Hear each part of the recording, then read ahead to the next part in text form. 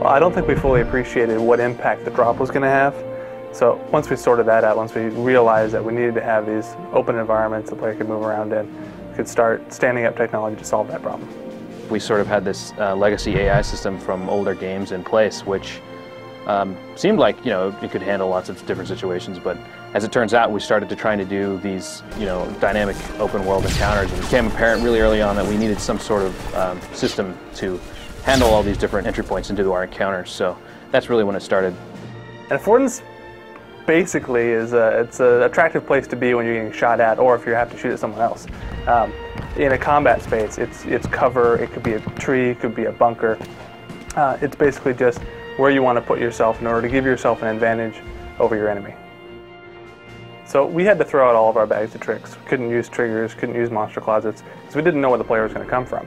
So instead, we just encode this information in the environment so that the AI knows what cover is good, where to position themselves if the player attacks from a particular direction. Then the designers just got used to throwing AI in and seeing what they could do. Not only now are they, knowing where to defend, they also know how to attack. They also know how to flank. They know how, all these things that are built into the volumes, built into the environment now that they have access to. On a moment-to-moment basis, they're always trying to find somewhere that they can be safe and somewhere that they could potentially pop out and shoot at their enemies.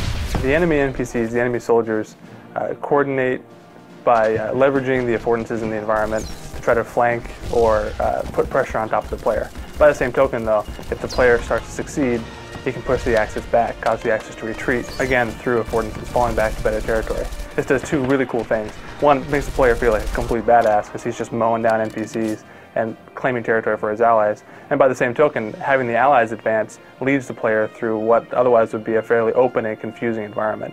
More of the time is sort of front-loaded in planning your encounter and planning the configuration of your affordance network so that the fight can play out the way that you want it, even if the player comes from all these different directions. So there's more planning and there's more initial setup involved.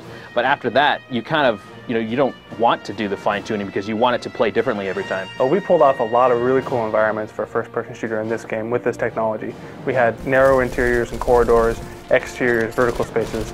I don't think we've even scratched the surface of what this thing's capable of. I can't wait to see what we pull off in the future.